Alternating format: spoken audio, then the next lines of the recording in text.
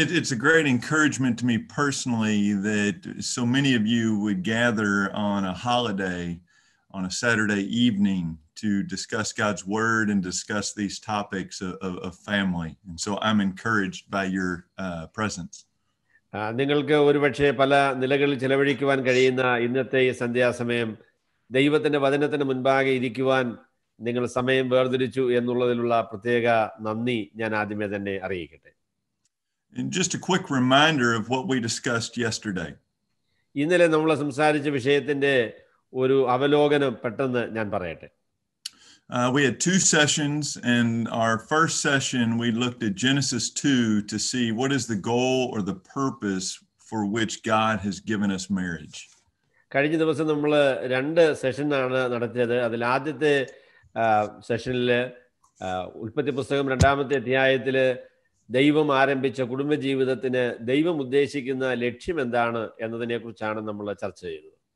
In that passage we saw that our good God recognized that we have a need for companionship and gave us a helper suitable, a companion for our delight. നമ്മെ സൃഷ്ടിച്ച നല്ലവനായിരിക്കുന്ന ദൈവം നമ്മളുടെ ജീവിതത്തിൽ ഏകാന്തത ദുരിതപൂർണമാണ് എന്നുള്ളത് കൊണ്ട് സഖിത്വം അനിവാര്യമാണ് എന്ന നിലയിൽ തക്ക തുണയായിട്ട് ഭാര്യയെയും ഭർത്താവിനെയും തമ്മിൽ സംയോജിപ്പിച്ച കാര്യമാണ് നമ്മൾ ആദ്യത്തെ സെഷനിൽ ചിന്തിച്ചത്. It's important for us to remember that marriage is not meant to be simply a burden to be endured. God means it as a delight for us. വിവാഹ ജീവിതം ഒരു ഭാരമായിരിക്കുവാനല്ല ദൈവം ഉദ്ദേശിക്കുന്നത്, അത് ജീവിതത്തിന്റെ ആനന്ദമായിട്ടാണ് ദൈവം അത് ക്രമീകരിച്ചിരിക്കുന്നത്. And in the second session, we looked at Ephesians 5, where we see Paul gives responsibilities or primary roles to both the husband and the wife. രണ്ടാമത്തെ സെഷനിൽ അപ്പോസ്തലനായ പൗലോസ് എഫേസ്യ ലേഖനം 5-ാമത്തെ അധ്യായത്തിൽ ഭാര്യ ഭർത്താക്കന്മാർക്കുള്ള ഉത്തരവാദിത്വങ്ങളെക്കുറിച്ച് വിവരിക്കുന്ന വേദഭാഗമാണ് ചർച്ച ചെയ്തത്. That my wife is to respect, to submit to me, and I am to have a corresponding love for her. എൻ്റെ ഭാര്യ എനിക്ക് വിധേയപ്പെട്ട് ജീവിക്കുവാനാണ് ദൈവം ഭാര്യയായിട്ട് അവളെ തന്നിരിക്കുന്നത്. അവൾക്ക് ജീവിതം ഏറ്റവും ആസ്വാദ്യകരമായി തീരുന്ന രീതിയിൽ അവളെ സ്നേഹിക്കുവാനുള്ള കടപ്പാട് എനിക്കുണ്ട്. And to be honest with you, my fear was after those 2 talks was that it could actually be discouraging. എൻ്റെ ഒരു ഭയം ഇങ്ങനെയൊക്കെയുള്ള ഉന്നതമായ നിലവാരത്തെക്കുറിച്ച് നമ്മൾ സംസാരിക്കുമ്പോൾ നമുക്ക് നിരാശ ഉണ്ടാകുമോ എന്നത് എൻ്റെ ഒരു ഭയമാണ്. I don't want to be discouraging, but I understand that when we see we have such a lofty goal of a delightful companionship, and we have such lofty responsibilities of love and respect, the truth is we often don't live up to those ideals. ദൈവം നമുക്ക് വളരെ ഉന്നതമായ ഒരു നിലവാരം, ഒരു ലക്ഷ്യമാണ് നൽകിയിരിക്കുന്നത്. എന്നാൽ പലപ്പോഴും നമ്മുടെ പ്രായോഗിക ജീവിതത്തിൽ ആ നിലവാരത്തിനൊത്ത് ഉയരുവാൻ നമുക്ക് കഴിയുന്നില്ല എന്നുള്ളത് ഒരു യാഥാർത്ഥ്യമാണ്. It's kind of like a season in our life when my wife Carrie was going through a long sickness. ഞാൻ എൻ്റെ ജീവിതത്തിൽ എൻ്റെ ഭാര്യ കേറി അവള് രോഗത്തിൽ കൂടെ കടന്നുപോയ ഒരു കാലഘട്ടത്തെ ഞാൻ ഓർക്കുകയാണ്. She would be at church and people would often ask her, "Do you feel good?" ഞങ്ങൾ സഭയിൽ വരുന്ന അവസരത്തിൽ ഞങ്ങളുടെ വിശ്വാസികൾ ഞങ്ങളോട് ചോദിക്കും, എങ്ങനെയുണ്ട്, എങ്ങനെയാണ് കാര്യങ്ങൾ എന്ന് ചോദിക്കാറുണ്ട്. And my wife has a very quick sense of humor, and she would often tell them, if feeling good was a town, if feeling good was a city that you visit, I visit there occasionally, but I've never stayed long enough to unpack my suitcase. അപ്പോൾ അദ്ദേഹം പറയും, സന്തോഷം എന്നുള്ളത് ഒരു നഗരമാണ് എങ്കിൽ ഞാൻ അവിടെയൊക്കെ വല്ലപ്പോഴും ഒക്കെ ഒരു സന്ദർശനം നടത്താറുണ്ട്, എന്നാൽ അവിടെ താമസിക്കാനുള്ള ഒരു സൗകര്യം ഇതുവരെ എനിക്ക് വന്നില്ല എന്നാണ് അതിന് മറുപടി പറയാറ്. And her point was clear that she would occasionally feel good, but her characteristic way she felt was much less than ideal. തൻ്റെ ജീവിതത്തിൽ ഈ ക്യാൻസർ രോഗവുമായി ബന്ധപ്പെട്ട് താൻ ബുദ്ധിമുട്ടുന്ന അവസരത്തിൽ ചില അവസരങ്ങളിൽ ദൈവത്തിൽ ആശ്രയിച്ച് ധൈര്യം പ്രാപിക്കാനായിട്ട് പലപ്പോഴും സാധിച്ചിട്ടുണ്ട്. എങ്കിലും എല്ലായ്പ്പോഴും ആ നിലയിലുള്ളൊരു മാനസിക നില നിലനിർത്താനായിട്ട് സാധിച്ചിട്ടില്ല. And I think that's a good description, honestly, of most of our marriages. അത് നമ്മളുടെ നമ്മളുടെ വിവാഹ ജീവിതത്തെക്കുറിച്ചും പറയാൻ കഴിയുന്ന ഒരു നല്ല പ്രസ്താവനയാണ്. If the ideal marriage is one in which my wife and I have delightful companionship and I am loving her like Christ loved the church and she is submitting to me, that's a city we occasionally visit, but we don't unpack our bags very often. ദൈവത്തിന്റെ വചനത്തിൽ നമ്മളോട് പറഞ്ഞിരിക്കുന്നത് പോലെയുള്ള ആ സഖിത്വവും, കർത്താവ് സഭയെ സ്നേഹിച്ചതുപോലെ ഭാര്യയെ സ്നേഹിക്കുന്ന സ്നേഹവും, കർത്താവിന്റെ സഭ കർത്താവിന് വിധേയപ്പെട്ടിരിക്കുന്നത് പോലെ വിധേയപ്പെടുന്ന ഭാര്യയുടെ മനോഭാവവും, അത് മനോഹരമായിരിക്കുന്ന ഒരു നഗരമാണ്. വല്ലപ്പോഴുമൊക്കെ ആ നഗരത്തിൽ ഞങ്ങൾ സന്ദർശനം നടത്താറുണ്ട്, എന്നാൽ അവിടെ സ്ഥിരതാമസമല്ല എന്ന് സങ്കടത്തോടെ പറയേണ്ടി വരും. And so if you walked away yesterday thinking my marriage does not live up to those ideals, I would tell you mine often does not either. അവിടെ ഇന്നലെ നിങ്ങൾ ഈ വിഷയങ്ങളെക്കുറിച്ച് കേട്ടതിന് ശേഷം എൻ്റെ വിവാഹ ജീവിതം ആ നിലയിലൊന്നും എത്തിയിട്ടില്ല എന്ന് നിങ്ങളെക്കുറിച്ച് തന്നെ വിലയിരുത്തിയെങ്കിൽ ഞാനും പറയട്ടെ, ഞാൻ അതിൽ നിന്ന് വ്യത്യസ്തനല്ല. And so during this session, what I would like to talk about is a passage from Paul that gives us guidance of how we live daily as we strive to live up to the ideals of marriage. ഇന്ന് ഞാൻ നിങ്ങളോട് ഒരുമിച്ച് പങ്കുവയ്ക്കുവാൻ ആഗ്രഹിക്കുന്നത് നമ്മുടെ ദൈനംദിന ജീവിതത്തിൽ ദൈവം ആഗ്രഹിക്കുന്ന നിലവാരം നിലനിർത്തുവാനുള്ള ദൈവ പരിശുദ്ധാത്മാവിന്റെ കൃപയിൽ ആശ്രയിച്ച നമ്മുടെ പരിശ്രമം എങ്ങനെ നമുക്ക് ഫലവത്താക്കുവാൻ കഴിയും എന്നതിനെ സംബന്ധിച്ച് പൗലോസ് പറയുന്ന ഒരു വേദഭാഗമാണ്. I was sitting in my office at my church last week thinking, how do I want to introduce this talk? And I was looking at a picture that sits right across my desk of my family. ഞാൻ ഈ വിഷയത്തെ എങ്ങനെയാണ് അവതരിപ്പിക്കേണ്ടത് എന്നുള്ളതിനെക്കുറിച്ച് കഴിഞ്ഞ ആഴ്ചയിൽ ഇങ്ങനെ ചിന്തിക്കുമ്പോൾ ഞാൻ എൻ്റെ ചർച്ചിലെ ഓഫീസിലാണ് ആയിരുന്നത്. എൻ്റെ മുൻപിൽ ഉള്ള ഒരു ചിത്രം എൻ്റെ കണ്ണിലേക്ക് പെട്ടെന്ന് കടന്നു വന്നു. I have 3 children. I have 3 boys, and this picture is of all 5 of us sitting, looking at the camera, smiling and happy. അപ്പോൾ ഞാൻ എൻ്റെ മുൻപിൽ ഉള്ളതായിരിക്കുന്ന ആ ചിത്രം എൻ്റെ കുടുംബത്തിൻ്റെ ചിത്രമാണ്. എനിക്ക് 3 ആൺമക്കളാണ് ഉള്ളത്. അങ്ങനെ ഞങ്ങൾ 5 പേരും കൂടെ സന്തോഷമായിട്ട് ചിരിച്ച് എന്നെ ഇങ്ങനെ നോക്കി നിൽക്കുന്ന ആ ചിത്രം ഞാൻ കണ്ടു. I keep it on my wall because I think it's a good picture of my family, but I keep it for another reason as well. അപ്പം ഞാൻ ആ ചിത്രമാണ് എൻ്റെ ഓഫീസ് മുറിയിൽ വെച്ചിരിക്കുന്നത്. ഞങ്ങളുടെ ഒരു നല്ല ചിത്രമാണ് അത്. ഞാൻ അവിടെ വെച്ചിരിക്കുന്നതിന് വേറെ ഒരു ഉദ്ദേശം കൂടെ ഉണ്ട്. When my wife was cleared from her cancer, we decided to celebrate by taking a vacation as a family to the coast near where we live. ഞങ്ങൾ എൻ്റെ ഭാര്യയുടെ ക്യാൻസർ രോഗത്തിൽ നിന്ന് എൻ്റെ ഭാര്യ വിമുക്തിയായ അവസരത്തിൽ കുടുംബമായിട്ട് ഞങ്ങൾ ഒരു വെക്കേഷന് എടുക്കുകയുണ്ടായി. ഞങ്ങൾ താമസിക്കുന്ന സംസ്ഥാനത്തിൻ്റെ തീരപ്രദേശത്താണ് ഞങ്ങൾ പോയത്. And one of the days I thought I'll surprise my family by renting 5 seats on this boat that goes out to this island, and we would spend the day on this little island off the coast of Texas. അപ്പം ഞാൻ വിചാരിച്ചു ഞങ്ങളുടെ കുടുംബത്തിന് ഒരു ആശ്ചര്യമാകത്തക്ക രീതിയിൽ ഞാനൊരു boat വാടകയ്ക്ക് എടുത്ത് 5 പേർക്ക് സഞ്ചരിക്കാവുന്ന ഒരു ബോട്ടാണ്. എന്നിട്ട് ഞങ്ങളൊരു ദ്വീപിലേക്ക് പോയി ആ ദ്വീപിൽ അന്ന് രാത്രി ചെലവഴിക്കാം എന്നാണ് ഞാൻ തീരുമാനിച്ചത്. It was a great idea. I meant well, but I didn't know 2 things. ഞാൻ നല്ല ഉദ്ദേശത്തോടു കൂടെ നല്ല ആഗ്രഹത്തോടു കൂടെയാണ് ആ തീരുമാനമെടുത്തത്. എന്നാൽ 2 വിശദാംശങ്ങൾ ശ്രദ്ധിക്കുവാൻ ഞാൻ വിട്ടുപോയി. First, I didn't know that they offered free alcohol on the boat. So by the time the boat reached the island, the 5 of us were the only sober people on the boat. അവിടെ ഞങ്ങൾ മനസ്സിലാക്കാത്ത ഒരു കാര്യം എന്ന് പറയുന്നത് ഞങ്ങൾ മാത്രമല്ല ഈ ബോട്ടിലുള്ളത്, മറ്റ് പല ആളുകളുണ്ട്. ഈ ബോട്ടിൽ സൗജന്യമായിട്ട് മദ്യം കൊടുക്കും. അപ്പം അതുകൊണ്ട് യഥാർത്ഥത്തിൽ ഈ ബോട്ടിൽ ഇവിടെ നിന്ന് ഞങ്ങൾ യാത്ര ചെയ്ത് ദ്വീപിലേക്ക് ചെന്നപ്പോൾ സുബോധമുള്ള ആളുകളായിട്ട് ഞങ്ങൾ മാത്രമേ അവിടെ ഉണ്ടായിരുന്നുള്ളൂ. And the other thing I didn't know was a tropical storm was scheduled to hit that area that afternoon. മാത്രമല്ല ഞങ്ങൾ ചെന്നതായിരിക്കുന്ന ദ്വീപിൽ അന്ന് ഉച്ചയ്ക്ക് ഭയങ്കര ഒരു മഴ പ്രതീക്ഷിക്കുന്നുണ്ട് എന്നുള്ള കാര്യവും ഞാൻ അങ്ങനെ ശ്രദ്ധിച്ചില്ല. I will tell you, you have never lived until you've gone on a small boat through a tropical storm with a bunch of drunk people.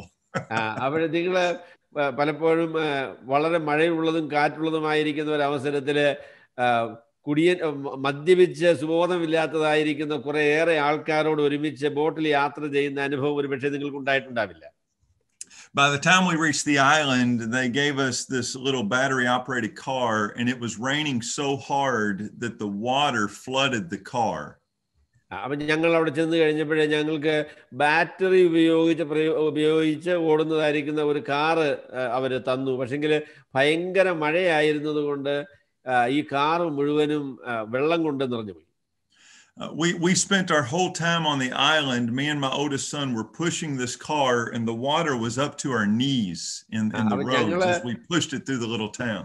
ആ ദ്വീപില് ചെന്നതിന് ശേഷം ഞാനും എൻ്റെ മൂത്ത മകനും കൂടെ ഈ കാർ സ്റ്റാർട്ട് ചെയ്യാൻ സാധിക്കാത്തത് കൊണ്ട് ഇത് ഉന്തി നടക്കുകയാണ് ഞങ്ങൾ പ്രധാനമായും ചെയ്ത കാര്യം. And by the time it was ready to get back on the boat, we were wet, we were tired, we were frustrated at each other, and we sat silent. അപ്പോൾ ഞങ്ങൾ ഈ ആനന്ദകരമായിരിക്കുന്ന ദ്വീപിലെ അനുഭവം പങ്കുവയ്ക്കാനായിട്ട് പോയ ഞങ്ങൾ മടങ്ങി വരുന്ന അവസരത്തിൽ ഈ വണ്ടി തള്ളി ക്ഷീണിച്ച് പരസ്പരം വളരെയധികം മുഷിപ്പോടുകൂടെ വളരെ നിരാശരായിട്ടാണ് മടങ്ങി വരുന്നത്. അതുകൊണ്ട് ഞങ്ങൾ ബോട്ടിലിരുന്ന സമയത്ത് ഞങ്ങൾ നിശബ്ദരായിരുന്നു. Even today, we think of it as the worst vacation day we've ever had. ഇപ്പോഴും ഞങ്ങൾ തിരിഞ്ഞു നോക്കുമ്പോൾ ഒരുപക്ഷെ ഞങ്ങളുടെ ജീവിതത്തിലെ ഏറ്റവും ദുരിതപൂർണമായിരിക്കുന്ന വെക്കേഷൻ എന്ന് ആ ദിവസത്തെ കുറിച്ച് പറയേണ്ടി വരും. As we're riding the boat back, the storm stops. The sun breaks through the clouds in a beautiful way, and someone on the boat gets a camera out. അവിടെ ഞങ്ങൾ തിരിച്ചു വരുന്നതായിരിക്കുന്ന അവസരത്തിൽ മഴയൊക്കെ അവസാനിച്ചു. സൂര്യൻ അങ്ങനെ ഉദിച്ച് വളരെ മനോഹരമായ രീതിയിൽ ഉയർന്ന് വരികയാണ്. അവിടെ ഇരുന്ന ഒരു മനുഷ്യന്റെ കയ്യിൽ ഒരു ക്യാമറ ഉണ്ടായിരുന്നു. We're frustrated, we're discouraged, we're tired, but we scoot together and we smile for that camera. എന്നിട്ട് ഞങ്ങൾ തിരിച്ചു വരുന്ന അവസരത്തിൽ ഞങ്ങൾ വളരെ ക്ഷീണിതരാണ്. അതുപോലെ തന്നെ വളരെ ഞങ്ങൾക്ക് മാനസികമായിരിക്കുന്ന മുഷിപ്പ് ഉണ്ട്. എന്നാൽ ഈ പടമെടുക്കാനായിട്ട് ഈ ക്യാമറ ആ മനുഷ്യനെ ഞങ്ങളുടെ നേരെ തിരിച്ചപ്പോൾ ഞങ്ങൾ എല്ലാവരും ഒരുമിച്ച് ചിരിച്ചു. And it's a beautiful picture. അത് വളരെ മനോഹരമായിരിക്കുന്ന ഒരു ചിത്രമാണ്. The picture's all smiles. കാരണം ചോദിച്ചാൽ ആ ചിത്രത്തിൽ ഞങ്ങൾ അങ്ങനെ ചിരിച്ചാണ് ഇരിക്കുന്നത്. But the picture doesn't capture the reality of the moment. എന്നാൽ ആ ചിത്രത്തിൽ ഞങ്ങളുടെ മുഖത്ത് പ്രത്യക്ഷപ്പെട്ടതായിരിക്കുന്ന ചിരി യഥാർത്ഥത്തിൽ യാഥാർത്ഥ്യത്തോട് നിരക്കുന്നത് ആയിരുന്നില്ല. So that picture hangs on my wall as a reminder of that day. അപ്പോൾ എൻ്റെ മുറിയിൽ ഉള്ളതായിരിക്കുന്ന ആ ചിത്രം യഥാർത്ഥത്തിൽ അന്ന് എടുത്തതായിരിക്കുന്ന ആ പടമാണ്. And you may never have taken a picture on a small boat in the middle of a tropical storm, but you know that feeling I was feeling that day. നിങ്ങൾക്ക് അങ്ങനെയുള്ള അനുഭവങ്ങൾ ഒരു പക്ഷേ ഒരു ബോട്ടിൽ യാത്ര ചെയ്ത അനുഭവം ഉണ്ടായിരിക്കില്ലെങ്കിലും എൻ്റെ ഹൃദയത്തിൽ കൂടെ കടന്നുപോയ ചിന്തകൾ നിങ്ങൾക്ക് മനസ്സിലാക്കാവുന്ന ചിന്തകൾ തന്നെയാണ്. The ideal that I desired when I bought those tickets was much different than the reality that we lived on that island.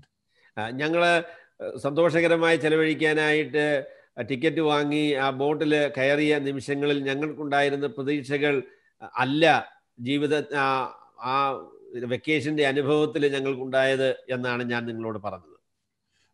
You and I want delight and intimacy in our marriages, but oftentimes all we get are storms and frustrations and silence. നമ്മളുടെ വിവാഹ ജീവിതത്തിന്റെ ഒരു ചിത്രമാണ് ഇത്. നമുക്ക് യഥാർത്ഥത്തിൽ ആഗ്രഹമുള്ളത് വളരെ മനോഹരമായിരിക്കുന്ന സന്തോഷകരമായിരിക്കുന്ന ഒരു കുടുംബജീവിതമാണ് നമ്മളുടെ പ്രതീക്ഷയെങ്കിലും പലപ്പോഴും നമുക്ക് ലഭിക്കുന്നത് കാറ്റും കോളും മഴയും ബുദ്ധിമുട്ടും പ്രയാസങ്ങളും ഒക്കെ.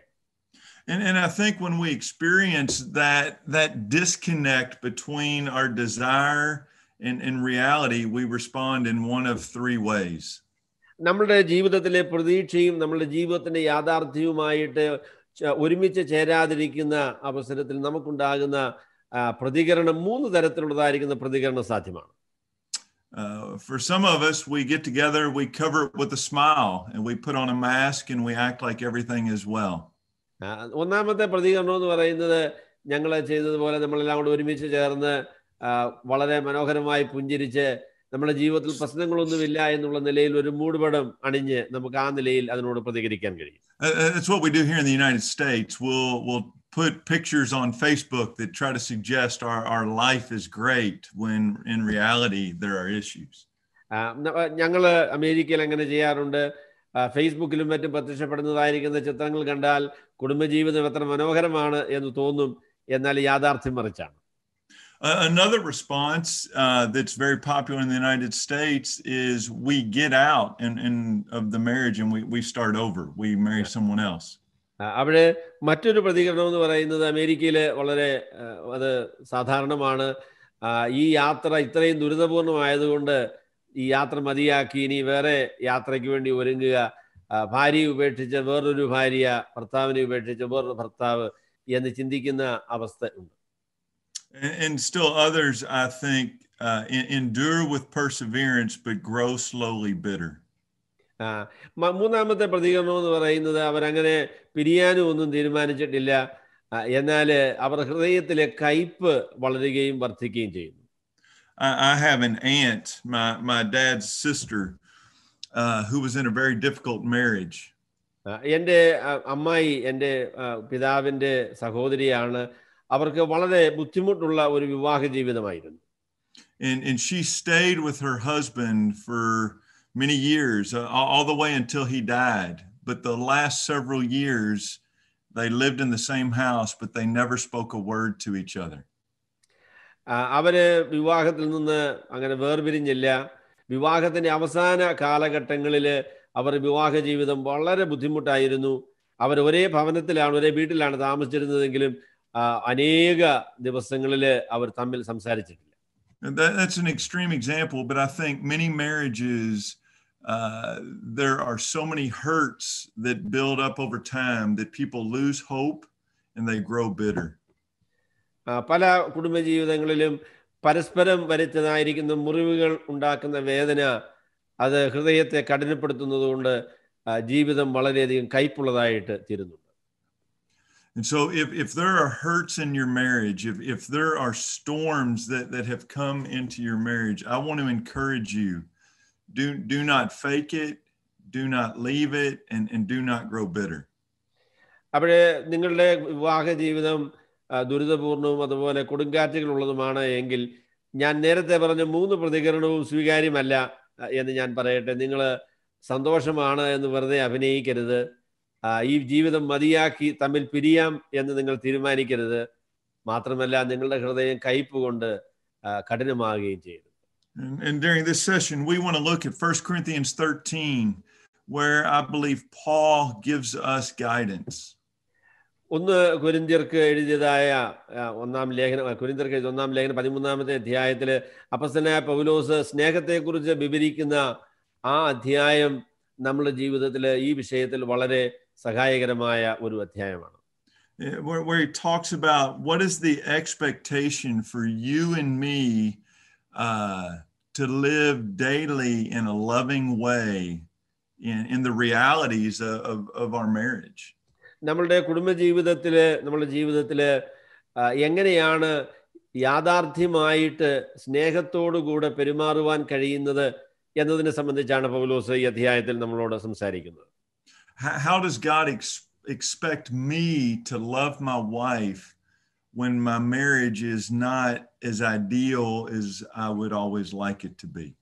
നമ്മളുടെ വിവാഹ ജീവിതം ദൈവം ആഗ്രഹിക്കുന്നത് പോലെയുള്ള നിലവാരം പുലർത്താതിരിക്കുമ്പോഴും എങ്ങനെയാണ് ദൈവം ആഗ്രഹിക്കുന്നത് പോലെ നമുക്ക് ഈ സ്നേഹത്തിൽ തുടരുവാനായിട്ട് കഴിയുന്നത്? And this chapter in 1 Corinthians 13, you can turn there now. നമുക്ക് 1 കൊരിന്ത്യർ 13-ാമത്തെ അധ്യായത്തിലേക്ക് നമ്മുടെ ശ്രദ്ധയെ നമുക്ക് തിരിക്കാം. This is a common chapter. In the United States, we talk about it as the love chapter. ഇത് വളരെ പരിചിതമായിരിക്കുന്ന ഒരു വേദഭാഗമാണ്. സ്നേഹത്തിന്റെ അധ്യായം എന്നാണല്ലോ നമ്മൾ ഇതിനെ വിളിക്കുന്നത്. people will put it on plaques on their wall of their house, or they'll write it on cards to each other. We're very comfortable with this chapter. ഈ അധ്യായത്തിന്റെ വാക്യങ്ങൾ നമ്മൾ ചിലപ്പോൾ ചില പ്ലാങ്കുകളിൽ എഴുതി അത് ഭിത്തികളിൽ തൂക്കിയിടാറുണ്ട്, അല്ലെങ്കിൽ നമ്മൾ കാർഡുകളിൽ എഴുതി മറ്റുള്ളവർക്ക് അത് നൽകാറുണ്ട്. But I think to the original readers, this was meant to be a very confrontational chapter. എന്നാൽ ഇത് ആദ്യമായിട്ട് വായിച്ച ആളുകളെ സംബന്ധിച്ച് ഇത് വളരെ സംഘർഷമുളവാക്കിയ ഒരു അധ്യായമാണ്. For 12 chapters, Paul has listed major flaws in the local church. കൊരിന്ത്യയിലുള്ളതായിരിക്കുന്ന ആളുകളുടെ മധ്യത്തിൽ ഉള്ള പ്രശ്നങ്ങളെക്കുറിച്ചാണ് കൊരിന്ത്യ ലേഖനത്തിന്റെ ആദ്യത്തെ 12 അധ്യായങ്ങളിൽ അപ്പോസ്തലനായ പൗലോസ് വിവരിക്കുന്നത്. The reality of this church is much less than the ideal of what Paul had called them, their relationships to be. കൊരിന്ത്യയിലുള്ളതായിരിക്കുന്ന സഭയിലെ സ്ഥിതി ദൈവത്തിന്റെ സഭയിൽ നമുക്ക് പ്രതീക്ഷിക്കാൻ കഴിയാത്ത ആ നിലയിലുള്ളതായിരിക്കുന്ന കഠിനമായിരിക്കുന്ന ഒരു സ്ഥിതിയാണ്. There was competitiveness, there was self-exaltation, there was taking advantage of each other. അവിടെ മത്സരം ഉണ്ടായിരുന്നു, അതുപോലെ തന്നെ പരസ്പരം ആളുകളെ ഉപയോഗിക്കുന്ന ഒരു നിലയുണ്ടായിരുന്നു, സ്വാർത്ഥത വളരെ പ്രകടമായിരുന്നു. അങ്ങനെ ഒരുപാട് പ്രശ്നങ്ങൾ ആ സഭയിലുള്ള ഒരു സഭയാണത്. And so in the first 12 chapters, Paul has talked a lot about the issues that existed in their relationships. 12 അധ്യായങ്ങളിൽ അപ്പോസ്തലനായ പൗലോസ് കൊരിന്ത്യയിലുള്ളതായിരിക്കുന്ന ആളുകളുടെ മധ്യത്തിലുള്ള പ്രശ്നങ്ങളെയാണ് വിവരിക്കുന്നത്. In fact, in chapter 12, he talked about the gifts that existed inside the church, but he says if they are expressed without love, then they're of no value. 12-ാമത്തെ അധ്യായത്തിൽ അവരുടെ മധ്യത്തിൽ ദൈവം നൽകിയതായിരിക്കുന്ന ആത്മവരങ്ങളെ കുറിച്ചാണ് അപ്പോസ്തലനായ പൗലോസ് പറയുന്നത്. എന്നാൽ 13-ാമത്തെ അധ്യായത്തിൽ പൗലോസ് പറഞ്ഞു, നിങ്ങൾക്ക് ഈ വരങ്ങളെല്ലാം ഉണ്ട്, എങ്കിലും നിങ്ങൾക്ക് സ്നേഹത്തോടുകൂടെ തമ്മിൽ ഇടപെടുവാൻ കഴിയുന്നില്ലെങ്കിൽ ഈ വരങ്ങൾ ഒന്നും പ്രയോജനപ്പെടുകയില്ല എന്ന് അദ്ദേഹം ചൂണ്ടിക്കാട്ടി. And we want to look this evening at just 4 verses 4 to 7 in chapter 13. 1 കൊരിന്ത്യർ 13-ാമത്തെ അധ്യായത്തിന്റെ 4 മുതൽ 7 വരെയുള്ള 4 വാക്യങ്ങളാണ് ഇന്ന് നമുക്ക് ഒരുമിച്ച് ചിന്തിക്കാൻ ഞാൻ ആഗ്രഹിക്കുന്നത്. In these verses, Paul's going to list out 15 descriptions or attributes of what love looks like in a relationship.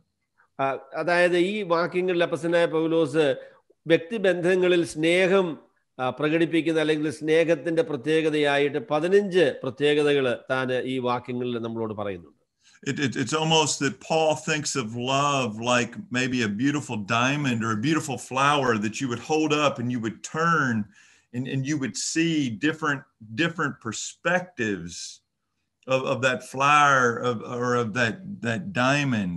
That's the way Paul is going to look at love, as he just turns it and sees it from different sides and angles. ഈ അധ്യായത്തില് സ്നേഹത്തെ അദ്ദേഹം ഒരു വജ്രത്തോട് അല്ലെങ്കിൽ ഒരു പുഷ്പത്തോട് നമുക്ക് തുലനപ്പെടുത്തി അതിനെക്കുറിച്ച് ചിന്തിക്കാം.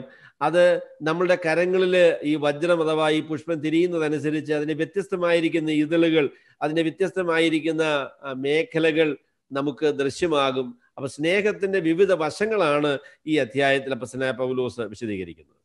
And I think it's worth pointing out that I'm not sure how it is in Malayalam. In English, these are 15 adjectives. So it'll say, love is patient. മലയാള ഭാഷയിൽ എങ്ങനെയാണ് എനിക്കറിയില്ല. എന്നാൽ ഇംഗ്ലീഷ് ഭാഷയിൽ ഈ പറയുന്നതായിരിക്കുന്ന 15 പ്രസ്താവനകളും വിശദീകരണങ്ങളായിട്ടാണ്, വിശേഷണങ്ങളായിട്ടാണ് ഉപയോഗിച്ചിട്ടുള്ളത്. നാമവിശേഷണങ്ങൾ എന്നതിനെക്കുറിച്ച് പറയാം. But I think it's worth pointing out that in the original language in Greek, these are active present tense verbs. എന്നാൽ ഗ്രീക്ക് ഭാഷയിൽ, ഇതിന്റെ മൂലഭാഷയിൽ ഇത് ഒന്നും അങ്ങനെ ആഡ്ജക്റ്റീവ്സ് അല്ലെങ്കിൽ നാമവിശേഷണങ്ങളല്ല, ഇതെല്ലാം ക്രിയാപദങ്ങളാണ്.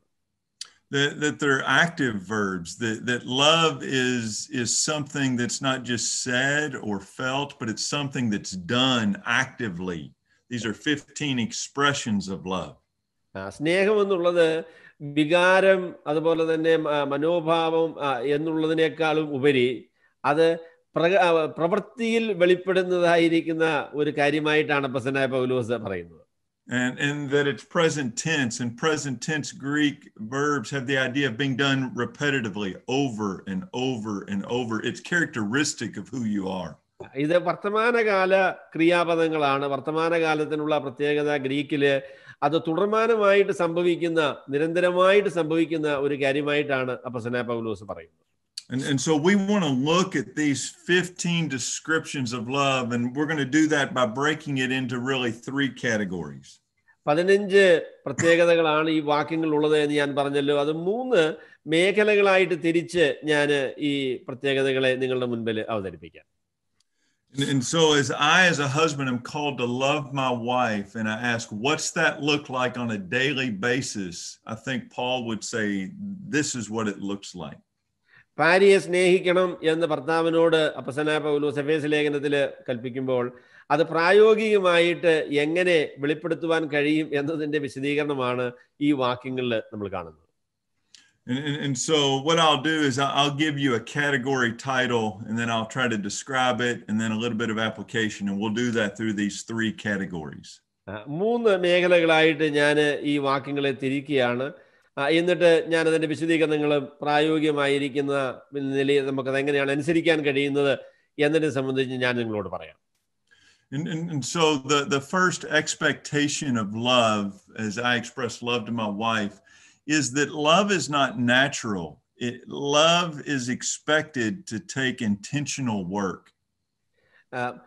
സ്നേഹിക്കണം എന്ന്, എൻ്റെ ഭാര്യയെ സ്നേഹിക്കണമെന്ന് ഭർത്താവ് ആയിരിക്കുന്ന എന്നോട് പറയുമ്പോൾ ആദ്യമായിട്ട് എനിക്ക് അതിനെക്കുറിച്ച് പറയാനുള്ളത്, സ്നേഹം അങ്ങനെ സ്വാഭാവികമായിട്ട് വരുന്ന ഒരു കാര്യമല്ല. സ്നേഹം തീരുമാനത്തിൻ്റെയും സമർപ്പണത്തിൻ്റെയും ഫലമായിട്ട് ഉളവാകുന്നതാണ്. And I think we see that in the first 2 descriptions, the first 2 verbs here in verse 4. 4-ാമത്തെ വാക്യത്തിൽ കാണുന്ന 2 വാക്കുകൾ അല്ലെങ്കിൽ 2 പ്രസ്താവനകൾ നമ്മൾ ശ്രദ്ധിച്ചാൽ ഈ വിഷയം നമുക്ക് വ്യക്തമാകും.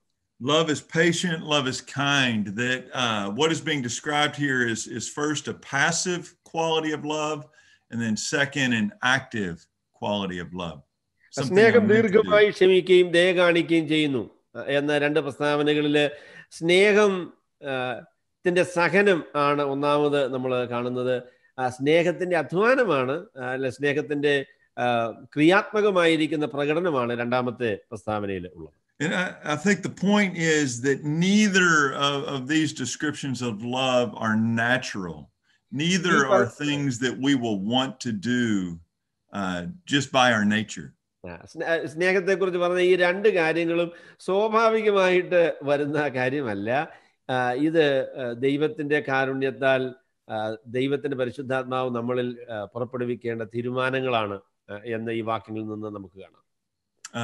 Each is going to require effort and intentionality. ഈ കാര്യങ്ങളെ സംബന്ധിച്ചിടത്തോളം നമുക്ക് അധ്വാനവും അതുപോലെ തന്നെ വ്യക്തമായിരിക്കുന്ന ഒരു തീരുമാനവും ആവശ്യമാണ്. So let's look at each word. 2 വാക്കുകളും നമുക്കൊന്ന് ശ്രദ്ധിക്കാം. So love acts patiently, and I think in Greek the word has 2 key ideas. ഇവിടെ ആദ്യമായി പറയുന്നത് സ്നേഹം ദീർഘമായി ക്ഷമിക്കുന്നു എന്ന കാര്യമാണ്. അതിലെ 2 കാര്യങ്ങൾ അതിന്റെ മൂലഭാഷയിൽ അതിൽ വ്യക്തമാണ്. The first idea is the idea of restraint, that love restrains. സ്നേഹത്തെക്കുറിച്ച് ഈ വാക്യത്തിൽ പറയുന്നത് സ്നേഹം സഹനം എന്ന് പറയുന്നത് സ്നേഹത്തിന്റെ വളരെ പ്രധാനപ്പെട്ട ഒരു ഭാഗമാണ്. It has the idea of when I have the right to retaliate, when I've been wronged and I have the right to retaliate, I choose not to do so. I hold back. അതായത് എൻ്റെ ചില അവകാശങ്ങൾ, അതായത് ഒരു പ്രത്യേക വിഷയത്തിന്റെ മുൻപിൽ കോപിക്കുവാനായിട്ട് എനിക്ക് അവസരവും അവകാശവും ഉണ്ട്. എന്നാൽ എൻ്റെ തീരുമാനത്തിന്റെ ഭാഗമായിട്ട് ഞാനത് ചെയ്യുന്നില്ല. അത് ഉപേക്ഷിക്കാനായിട്ട്, കോപിക്കാതിരിക്കാനായിട്ട് ഉള്ള ആ ഒരു നിയന്ത്രണമാണ് ആദ്യത്തെ ഭാഗമായിട്ട് നമ്മൾ കാണുന്നത്. It's the opposite of having a quick temper. It's the idea of when my spouse does something against me, I don't respond in anger or in justice. എനിക്ക് എൻ്റെ ഭാര്യ എന്നോട് എനിക്കിഷ്ടമില്ലാത്ത രീതിയിൽ പെരുമാറുമ്പോൾ ന്യായമായിട്ട് അല്ലെങ്കിൽ സ്വാഭാവികമായിട്ട് എന്നിൽ വരുന്ന വികാരം കോപമാണ്. അതിനോട് വളരെ പെട്ടെന്ന് പ്രതികരിക്കാനുള്ള ഒരു ചിന്തയാണ്. എന്നാൽ സ്നേഹത്തിന്റെ പ്രത്യേകതയായിട്ട് അപ്പോസ്തലനായ പൗലോസ് പറയുന്നത് ആ അവസരത്തിൽ ഞാൻ എന്നെ നിയന്ത്രിക്കുവാനായിട്ട് തീരുമാനിക്കുന്നു എന്നതാണ്. And so when we think about love acting patiently, the first thing that should come to mind is restraint. The second, ആദ്യത്തെ പ്രസ്താവനയില് നിയന്ത്രണം എന്നുള്ളതായിരിക്കുന്ന ആശയമാണ് ഒന്നാമത് പൗലോസ് പറയുന്നത്. The second idea that should come to mind is endurance. രണ്ടാമത്തെ വിഷയം എന്ന് പറയുന്നത് സഹനമാണ്. ഒന്നാമത്തെ നിയന്ത്രണമാണ് എങ്കിൽ രണ്ടാമത്തെ സഹനമാണ്. That love acts patiently by delaying. If I do something good for my spouse, I'm able to delay requiring payment back for that or receiving what I deserve. ഞാൻ എൻ്റെ ഭാര്യയ്ക്ക് വേണ്ടി എന്തെങ്കിലും നന്മ ചെയ്താൽ അതിനോട് പെട്ടെന്ന് എൻ്റെ ഭാര്യ പ്രതികരിച്ച് അതിന് നന്ദി പറയണം അല്ലെങ്കിൽ അതിനോട് പ്രതികരിക്കണം എന്നുള്ള ആ പിടിവാശി ഉപേക്ഷിച്ച് ഞാൻ ഭാര്യയ്ക്ക് സമയം കൊടുക്കാനായിട്ട് ക്ഷമയോടെ അതിനുവേണ്ടി കാത്തിരിക്കാനായിട്ടുള്ള മനസ്സ് എന്ന് ഞാൻ അതിനെക്കുറിച്ച് രണ്ടാമത്തെ ഭാഗത്തെക്കുറിച്ച് പറയട്ടെ. And so when we think of love acting patiently, if my spouse wrongs me, I don't get angry or retaliate. And if I have served my spouse, I don't require immediate recognition of that service. അപ്പോൾ ഈ രണ്ട് വശങ്ങളെ ഞാൻ ഈ നിലയിൽ വിശദീകരിക്കട്ടെ. എൻ്റെ ഭാര്യ എന്നോട് എന്തെങ്കിലും ദോഷമായി പ്രവർത്തിച്ചാൽ ഞാൻ പെട്ടെന്ന് അവളോട് കോപിക്കുന്നില്ല എന്നത് ഒന്നാമത്തെ കാര്യമാണ്. എങ്കിൽ ഞാൻ എൻ്റെ ഭാര്യയ്ക്ക് എന്തെങ്കിലും നന്മ ചെയ്താൽ പെട്ടെന്ന് തന്നെ എന്നോട് പ്രതികരിക്കണം എന്ന് ഞാൻ നിർബന്ധം പിടിക്കുന്നില്ല. And so love acts patient. Second, love acts in kindness. രണ്ടാമത് സ്നേഹത്തിന്റെ പ്രത്യേകതയായിട്ട് അല്ലെങ്കിൽ രണ്ടാമത്തെ വാക്ക് എന്നത് സ്നേഹം ദീർഘമായി ക്ഷമിക്കുന്നു, ദയ കാണിക്കുന്നു എന്നുള്ള വാക്കാണ്. The word here for kindness is a hapax legomena. It's the only time it's used in the New Testament.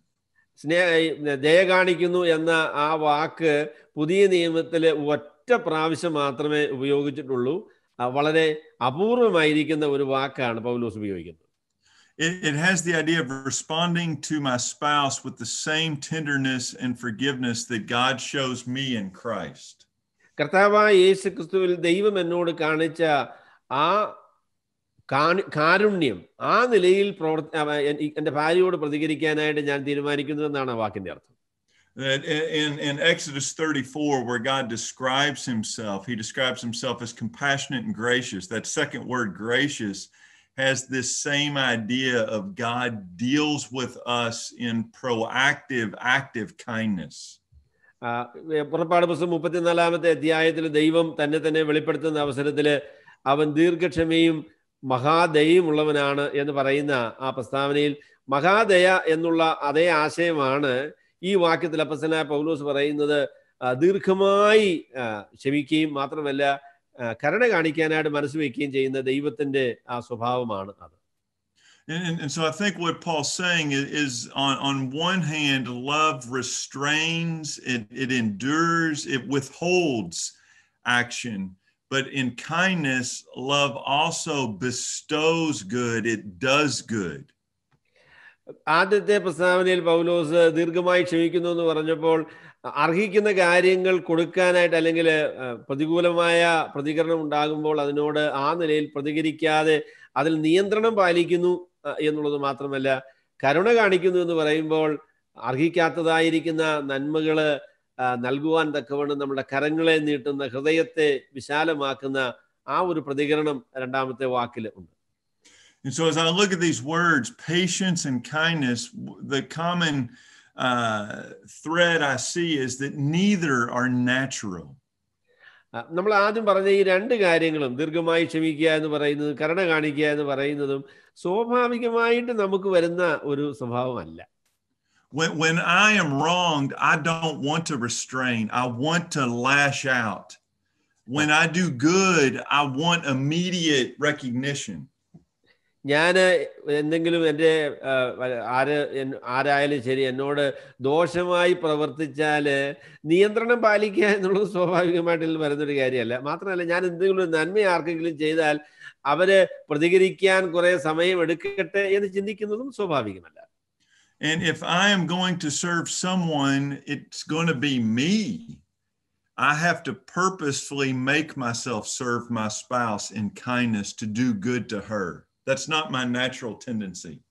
അവിടെ നമ്മുടെ സ്വാഭാവികമായിരിക്കുന്ന പ്രതികരണമല്ല ഇത് എന്നുള്ളത് കൊണ്ട് ദൈവത്തിന്റെ കൃപയിൽ ആശ്രയിച്ച് രൂപപ്പെടുന്ന ഒരു മനോഭാവത്തിൽ മാത്രമേ ഇത് നമുക്ക് ചെയ്യാനായിട്ട് കഴിയുള്ളൂ. And so I think these first two words, what we see is that God expects me to love my wife, and that love is not natural. It's not what I would naturally do.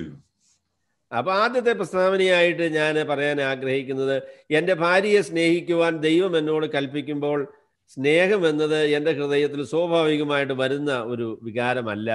അതിന് വിരുദ്ധമായ രീതിയിൽ ദൈവത്തിന്റെ പരിശുദ്ധാത്മാവിന്റെ നിയന്ത്രണത്തിൽ എന്നിൽ ഉണ്ടാകേണ്ട ഒരു സ്വഭാവ വിശേഷമാണ്.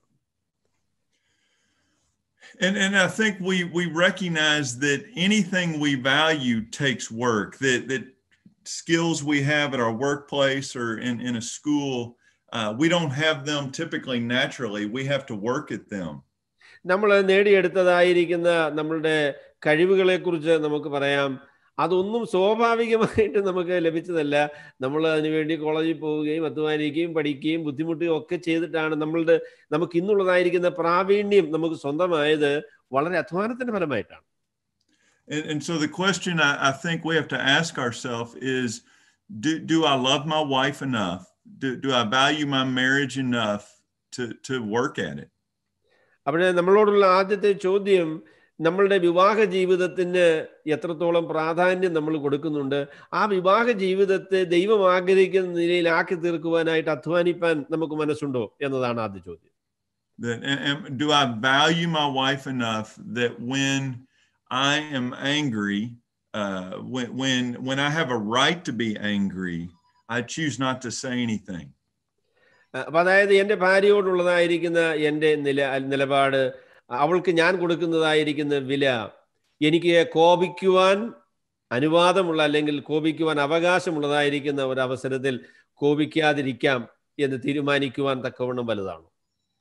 Do I value my wife and my marriage enough that when I'm not treated the way I should be treated, I'm willing to let that go without demanding my rights? I'm patient in that. രണ്ടാമത് എനിക്ക് ചോദിക്കാനായിട്ടുള്ളത്, ഞാൻ എൻ്റെ വിവാഹ ജീവിതത്തിൽ ചെയ്തതായ കാര്യങ്ങളിൽ നിന്ന് എനിക്ക് സ്വാഭാവികമായി പ്രതീക്ഷിക്കുവാൻ കഴിയുന്ന നിലയിലുള്ള ഒരു പ്രതികരണം എൻ്റെ ഭാര്യയിൽ നിന്ന് ഉണ്ടാകുന്നില്ല എങ്കിൽ അതിനുവേണ്ടി ക്ഷമാപൂർവം കാത്തിരിക്കുവാനുള്ളതായിരിക്കുന്ന ആ നിലയിലുള്ള ഒരു വില എൻ്റെ കുടുംബജീവിതത്തിനും എൻ്റെ ഭാര്യയ്ക്ക് ഞാൻ കൊടുക്കുന്നുണ്ടോ എന്നതാണ് എൻ്റെ രണ്ടാമത്തെ ചോദ്യം. Am I willing, do I value my wife and my marriage enough that I'm willing to serve my spouse even when it's inconvenient? അതായത് എൻ്റെ കുടുംബജീവിതത്തിനും എൻ്റെ ഭാര്യയ്ക്ക് ഞാൻ കൊടുക്കുന്നതായിരിക്കുന്ന വില എനിക്ക് അസൗകര്യമാണ് എങ്കിലും ദൈവം പറഞ്ഞതുപോലെ എൻ്റെ ഭാര്യയെ ശുശ്രൂഷിക്കുവാനായിട്ട് ഞാൻ തയ്യാറാകുവാൻ തക്കവണ്ണം അതിന് പ്രാധാന്യം എൻ്റെ ഹൃദയത്തിലുണ്ടോ? So I think the first expectation of love that we all should have is that love requires intentional effort. It requires work. സ്നേഹത്തിന്റെ ആദ്യത്തെ പ്രതീക്ഷ അല്ലെങ്കിൽ സ്നേഹത്തിന്റെ ആദ്യത്തെ പ്രത്യേകത എന്നത് സ്വാഭാവികമായിട്ടില്ലാത്ത കാര്യങ്ങൾ ഉളവാക്കുവാനായിട്ട് അധ്വാനിപ്പാനായി ഞാൻ ദൈവസന്നിധിയിൽ മനസ്സ് വയ്ക്കുന്നു എന്നത് തന്നെയാണ്. And that often I don't live in the delightful companionship of marriage because I'm not willing to work at it like I should.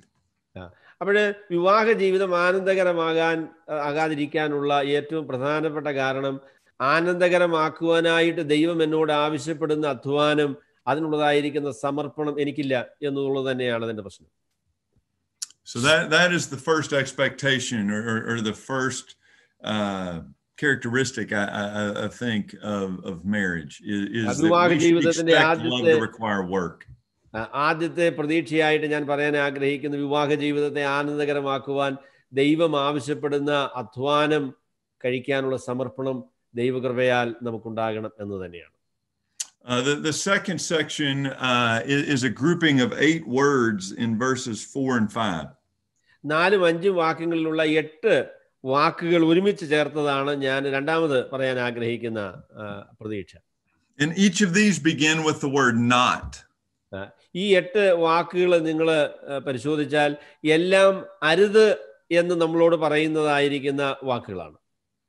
It's almost like it's easier for Paul to describe what love is not than it is for him to describe what love is.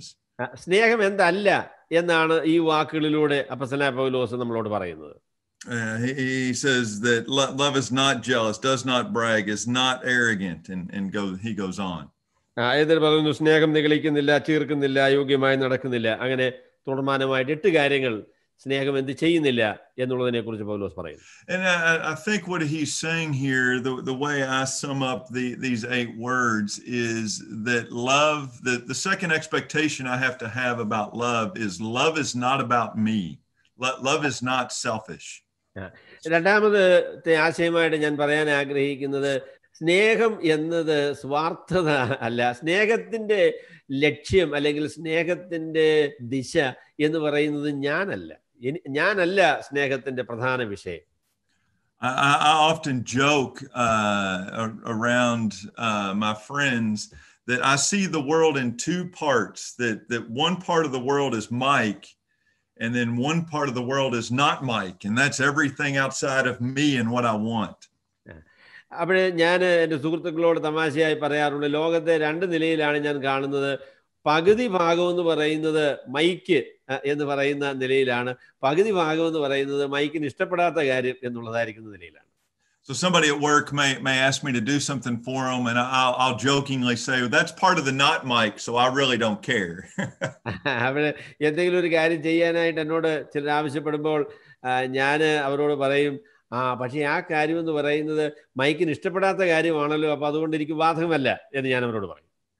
And so the Mike part of the world has 1 person in it, and the not Mike part of the world has 7 billion people in it. അവിടെ മൈക്കിന് ഇഷ്ടമുള്ളതായിരിക്കുന്ന കാര്യം എന്ന് പറയുന്ന വിഷയത്തിൽ ഞാൻ മാത്രമേ ഉള്ളൂ, മൈക്കിന് ഇഷ്ടമില്ല എന്ന് പറയുന്ന കാര്യത്തിൽ ഏതാണ്ട് 700 കോടി ആൾക്കാർ അതിനകത്ത് ഉണ്ട്. And the reality is I care a lot more about that Mike part than I do about the rest. എനിക്ക് ഇഷ്ടമുള്ള കാര്യം എന്നുള്ളതിനാണ് എനിക്ക് ശ്രദ്ധ. എനിക്ക് ഇഷ്ടമില്ലാത്ത കാര്യം എന്ന് പറയുന്നത് ആൾക്കാരെ ഒന്നും ഞാൻ ശ്രദ്ധിക്കുന്നില്ല. And I say that jokingly, but there's a truth to that for Babu has the Babu and the not Babu parts of the world. നമ്മൾ എല്ലാവരെയും സംബന്ധിച്ച്, ബാബുവിനെ സംബന്ധിച്ചാണെങ്കിലും ബാബുവിന് ഇഷ്ടമുള്ള കാര്യം, ബാബുവിന് ഇഷ്ടമില്ലാത്ത കാര്യം എന്നാണ് അതിനെക്കുറിച്ച്, ലോകത്തെക്കുറിച്ച് അങ്ങനെയാണ് കാണുന്നത്. That there is a natural selfishness in each of us. നമ്മളെല്ലാവരും സ്വാർത്ഥരായിരിക്കുന്ന ആളുകളാണ്. That we see the world from our perspective and want it to be for our benefit. ലോകത്തെ എല്ലാം നമ്മുടേതായിരിക്കുന്ന കാഴ്ചപ്പാടിലാണ് കാണുന്നത്. എനിക്ക് സഹായകരമായ രീതിയിൽ ലോകത്തിലുള്ള എല്ലാ കാര്യങ്ങളും ക്രമപ്പെടണം എന്നുള്ളതാണ് നമ്മുടെ പിടിവാശി. And we often see our marriages this way. നമ്മുടെ വിവാഹത്തെയും നമ്മൾ പലപ്പോഴും കാണുന്നത് അങ്ങനെ തന്നെയാണ്. And I think these 8 words, what Paul is saying is love can't be about me. ഈ 8 വാക്കുകളിലൂടെ അപ്പോസ്തലനായ പൗലോസ് നമ്മളോട് പറയുന്നത് സ്നേഹം എന്ന് പറയുന്നതിന്റെ പ്രധാന വിഷയം നീ അല്ല കുഞ്ഞേ എന്നാണ് പൗലോസ് പറയുന്നത്. That the second expectation for love is that I need to care more about the not Mike parts of my marriage than I do about the Mike. അപ്പൊ അതായത് വിവാഹത്തെക്കുറിച്ച് അപ്പോസ്തലനായ പൗലോസ് പറയുന്നത് നിനക്കെന്ത് കിട്ടും, നിന്റേത് എന്ന് പറയുന്ന ആ ഭാഗത്തിന് നീ ശ്രദ്ധ കൊടുക്കാൻ പറ്റില്ല. നിനക്ക് ഇഷ്ടമില്ലാത്ത കാര്യം എന്ന് പറയുന്ന ഒരു ഭാഗമുണ്ടല്ലോ, അതിലേക്ക് നിന്റെ ശ്രദ്ധ തിരിക്കണം എന്നാണ് പൗലോസ് പറയുന്നത്. We don't have time to walk through all these words, but let me just highlight a couple. ഈ എല്ലാ 8 വാക്കുകളും, ഈ 8 വാക്കുകൾ മുഴുവനും വിശദീകരിക്കുവാനായിട്ട് എനിക്ക് സമയമില്ല. എന്നാൽ 2 വാക്കുകളെ കുറിച്ച് ചില പ്രസ്താവനകൾ ഞാൻ പറയട്ടെ. One word for the wives and then 1 or 2 for the husbands. ഒരു വാക്ക് ഭാര്യയ്ക്ക് വേണ്ടിയും 2 വാക്കുകൾ ഭർത്താവിന് വേണ്ടിയും ഞാൻ പറയാം. I asked my wife, sometimes we'll work through this section with couples, and I've asked my wife which of these words speaks most to her. ഞാൻ എൻ്റെ ഭാര്യയോട് ചോദിക്കാറുണ്ട്, ഈ വാക്കുകളിൽ ഏറ്റവും ശ്രദ്ധേയമായിരിക്കുന്ന വാക്ക്, നിന്നെ സംബന്ധിച്ച് ഏറ്റവും ശ്രദ്ധേയമായിരിക്കുന്ന വാക്ക് ഏതാണ് എന്ന് ഞാൻ എൻ്റെ ഭാര്യയോട് ചോദിക്കും. She said it is, for her as a woman, it is love is not envious.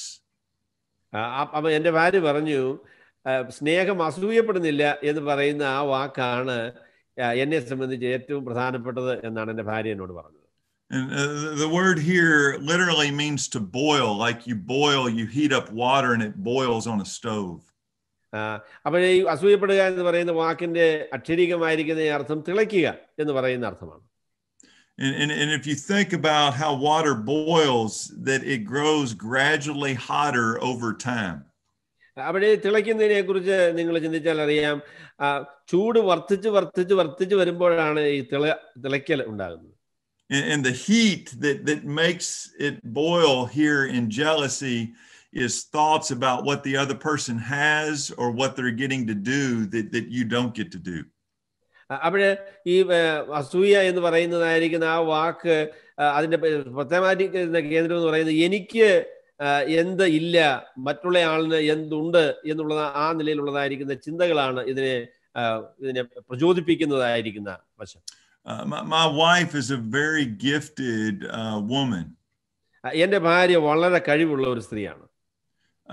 She has many talents, and in fact, she speaks to women all over the United States. എൻ്റെ ഭാര്യ നന്നായി പ്രസംഗിക്കുന്ന ഒരാളാണ്. അമേരിക്കയിലുള്ളതായിരിക്കുന്ന സ്ത്രീകളോട് വളരെ പല കോൺഫറൻസുകളിൽ പോയി പ്രസംഗിക്കുന്ന അതിനുള്ള കഴിവ് അദ്ദേഹത്തിനുണ്ട്. But when we started having children, I continued to go and do ministry, and her world became really the home in our three boys. ഞങ്ങളുടെ വിവാഹം കഴിഞ്ഞതിന് ശേഷം ഞങ്ങൾക്ക് കുഞ്ഞുങ്ങൾ ഉണ്ടായപ്പോൾ യാത്ര ചെയ്ത് പ്രസംഗിക്കുക എന്നുള്ള പരിപാടി എൻ്റെ ഭാര്യയ്ക്ക് അസാധ്യമായിട്ട് വന്നു. എന്നാൽ ഞാൻ യാത്ര ചെയ്ത് പ്രസംഗിക്കുന്ന പരിപാടി തുടരുകയും ചെയ്തു. And she's told me that there were times while I was traveling or teaching or doing, and she was home, that she would struggle with feelings of jealousy towards me, that I got to continue going out of the house. അവിടെ താൻ വീട്ടിലിരുന്ന് പിള്ളേരെ നോക്കുന്ന സമയത്ത് ഞാൻ വെളിയിൽ പോയി ഇങ്ങനെ പ്രസംഗിച്ച് നടക്കുന്നതിനെ കുറിച്ച് താൻ അങ്ങനെ ചിന്തിച്ചപ്പോൾ എൻ്റെ ഭാര്യ എന്നോട് പറഞ്ഞു, എനിക്ക് ഭയങ്കര അസൂയയാണ് തോന്നുന്നത്. And Paul says here that love values people or values your spouse above other things in achievement. Love doesn't compare. അവിടെ പൗലോസ് പറയുന്നത് സ്നേഹം എന്ന് പറയുന്നത് താരതമ്യപ്പെടുത്തിയുള്ളതായിരിക്കുന്ന ഒരു പരിപാടിയല്ല, മറ്റ് മനുഷ്യർക്ക് അവരുടെ നന്മയിൽ സന്തോഷിക്കാനുള്ളതായിരിക്കുന്ന മനസ്സാണ് എന്ന് പൗലോസ് പറയും. You know, for men, I think for myself, when I look at this list, the words that are important is that love is not arrogant. സ്നേഹം അഹങ്കരിക്കുന്നില്ല എന്ന് പറയുന്ന വാക്ക് പുരുഷന്മാരെ സംബന്ധിച്ച് പ്രധാനപ്പെട്ടതാണ് എന്ന് ഞാൻ ചിന്തിക്കുന്നു. That love does not begin to think too much of yourself. ഈ അഹങ്കാരം എന്ന് പറയുന്നത് നമ്മളെക്കുറിച്ച് തന്നെ നമ്മൾ ആയിരിക്കുന്നതിനേക്കാൾ കൂടുതൽ ബഹുമാനം കൊടുക്കുന്നതാണല്ലോ അഹങ്കാരം എന്ന് പറയുന്നത്. The word here is literally a bellows, that we have something in the United States where you blow hot air on a fire to make a fire grow. അമേരിക്കയിലെ തീയെ ഊതുന്നതിന് വേണ്ടി ഉപയോഗിക്കുന്നതായിരിക്കുന്ന ഒരു പരിപാടി ഉണ്ട്. അപ്പൊ അതിനു വേണ്ടി ഉപയോഗിക്കുന്ന ഒരു വാക്കാണ് അപ്പോസ്തലനായ പൗലോസ് ഉപയോഗിച്ചിരിക്കുന്നത്. And so the word is really about pride. അത് ചീർക്കുക എന്ന് പറയുമ്പോൾ ഇങ്ങനെ പൊങ്ങിയാൽ വീർത്തു വരിക എന്ന് പറയുന്ന ഒരു ആശയമാണല്ലോ. You know, it's interesting, the word right before it is love does not brag. So it's this spoken thing. But the word arrogant or thinking too much all takes place inside of a guy's mind. അവിടെ ഈ രണ്ട് വാക്കുകൾ അതിന് മുൻപ് വരുന്നതായിരിക്കുന്ന വാക്ക് എന്ന് പറയുന്നത് അഹങ്കരിക്കുക എന്ന് പറയുന്നതായിരിക്കുന്ന വാക്കിന് മുമ്പ് വരുന്നത് ചീർക്കുക എന്ന് പറയുന്നതായിരിക്കുന്ന വാക്കാണ്. ഇതിന്റെ എല്ലാം പിൻപിലുള്ളത് നമ്മുടെ മനസ്സിൽ കൂടെ കടന്നു പോകുന്നതായിരിക്കുന്ന ചിന്തകളാണ്. And I think a danger for us as men is to think too much of ourselves, to think too highly of ourselves. പുരുഷന്മാരെ സംബന്ധിച്ചുണ്ടാകുവാൻ സാധ്യതയുള്ള ഒരു വലിയ പ്രശ്നം എന്ന് പറയുന്നത് നമ്മളെക്കുറിച്ച് തന്നെ നമുക്ക് നൽകിയിരിക്കുന്നതിനേക്കാളും അധികം പ്രാധാന്യം നമുക്ക് ഉണ്ട് എന്ന നിലയിൽ ചിന്തിക്കുക എന്നതാണ് നമ്മുടെ ഒരു വലിയ പ്രശ്നം. And I think as men, it's important for me and for us to remember that love gives of ourselves, not that love asserts or commands what we want. നമുക്ക് വേണ്ടതായിരിക്കുന്ന കാര്യങ്ങൾ ആവശ്യപ്പെട്ട് അത് അവകാശങ്ങൾ പിടിച്ചു നിർത്തുക എന്ന് പറയുന്നതല്ല ദൈവം ആഗ്രഹിക്കുന്നതായിട്ടുള്ള കാര്യം. പിന്നെയോ നമ്മളെ തന്നെ മറ്റുള്ളവർക്ക് കൊടുക്കുക എന്നതാണ് സ്നേഹത്തിന്റെ പ്രത്യേകത. And I think it connects closely to in verse 5 where it says, love does not seek its own. എന്നിട്ട് ഒരു വാക്കുകൂടെ ഞാൻ പറയട്ടെ, സ്നേഹം സ്വാർത്ഥം അന്വേഷിക്കുന്നില്ല. As a man, where I have authority in my home, I am not to ask, how does my spouse give me what I want? അപ്പം സ്നേഹത്തെക്കുറിച്ച് പൗലോസ് പറയുന്ന കാര്യം, കുടുംബത്തിന്റെ നായകൻ എന്നുള്ള രീതിയിൽ ദൈവം ആ നിലയിലുള്ള നേതൃത്വം എനിക്ക് നൽകിയിരിക്കുന്നത് കൊണ്ട് എൻ്റെ ഉത്തരവാദിത്വം എങ്ങനെ എനിക്ക് എൻ്റെ ആവശ്യങ്ങൾ നിർവഹിക്കുവാനായി കുടുംബത്തെ നിയന്ത്രിക്കാൻ കഴിയും എന്നുള്ളതല്ല. Love doesn't seek its own. Love makes other people its priority. സ്നേഹം എന്നുള്ളത് തന്നെ തന്നെ പുഷ്ടിപ്പെടുത്തുവാൻ തൃപ്തിപ്പെടുത്തുവാനുള്ളതായിരിക്കുന്ന ഒരു ക്രമീകരണമല്ല. സ്നേഹം എന്നത് മറ്റുള്ളവരെ ശുശ്രൂഷിക്കാനുള്ളതായിരിക്കുന്ന ഒരു അവസരമാണ്. I think as men we can become guilty of this as we gain success in the workplace or in ministry, as people begin to look at us as accomplished in certain areas, that we begin to we can fall in love with our own image. നമ്മൾ ജോലിയൊക്കെ ചെയ്യുന്ന, വെളിയിലെ ജോലിയൊക്കെ ചെയ്ത് ആളുകളൊക്കെ നമ്മളെക്കുറിച്ച് നന്നായി എന്നൊക്കെ പ്രശംസ പറയുകയൊക്കെ ചെയ്യുകയാണ് എങ്കിൽ നമുക്ക് നമ്മളെക്കുറിച്ച് തന്നെ നമുക്ക് ആവശ്യമില്ലാത്ത നിലയിലുള്ളതായിരിക്കുന്ന ഒരു പുകഴ്ച, ഒരു പൊങ്ങച്ചം നമ്മളെക്കുറിച്ച് തന്നെ തോന്നാനുള്ള സാധ്യതയുണ്ട്. I remember talking to a lady who said she was having a sweet conversation with her husband about a success he had at work. തൻ്റെ ഭർത്താവിനോട് തൻ്റെ ജോലി സ്ഥലത്ത് ഭർത്താവിന് ലഭിച്ചതായിരിക്കുന്ന ഒരു വിജയത്തെക്കുറിച്ച് സംസാരിച്ചതിനെ സംബന്ധിച്ച് ഒരു ഭാര്യ എന്നോട് പറയുകയുണ്ടായി. And she said as he was talking, she noticed he was looking in the mirror at himself. എന്നിട്ട് ഭാര്യ പറഞ്ഞു, താന് തൻ്റെ വിജയത്തെക്കുറിച്ച് ഭർത്താവ് സംസാരിക്കുമ്പോൾ ഒരു കണ്ണാടിയിൽ നോക്കി സംസാരിക്കുന്നത് പോലെയാണ് താൻ സംസാരിച്ചതെന്ന് പറഞ്ഞു. And she said in sadness, she said, I realized he did not need me in that conversation. താൻ തൻ്റെ വിജയത്തെക്കുറിച്ച് സംസാരിച്ചപ്പോൾ ഭാര്യയ്ക്ക് ബോധ്യപ്പെട്ട ഒരു കാര്യം, തൻ്റെ വിജയത്തിലെ ഒരു പങ്ക് അല്ലെങ്കിൽ അതിലെ ഒരു സ്ഥാനം ഭാര്യയ്ക്ക് ഇല്ല എന്ന നിലയിലാണ് അദ്ദേഹം സംസാരിച്ചത് എന്നാണ് അവർ പറഞ്ഞത്. She said because he was looking in the mirror performing for an audience that was not there. He was wrapped up in himself. അവിടെ താനെ ഈ കണ്ണാടിയിൽ നോക്കി ആ കണ്ണാടിയിൽ തൻ്റെ രൂപം മാത്രം കണ്ട് അതിൽ മറ്റാരുമില്ലാത്ത ഒരു നിലയിലാണ് താൻ സംസാരിച്ചത് എന്നാണ് ആ ഭാര്യ എന്നോട് പറഞ്ഞത്. And so I think if ladies, it may be in this list you struggle with jealousy. For us men, it is hard for us to remember that our responsibility is to lay our lives down for our wives. അവിടെ പുരുഷന്മാരെ സംബന്ധിച്ചുള്ള ഒരു വലിയ വെല്ലുവിളി എന്നത് ഈ കുടുംബജീവിതം എന്നുള്ളത് തങ്ങളുടെ ആവശ്യങ്ങൾ നിർവഹിക്കുന്നതിനുള്ള ഒരു ക്രമീകരണമാണ് എന്ന് ചിന്തിച്ചു പോകുന്നു എന്ന വലിയ പ്രശ്നമാണ്.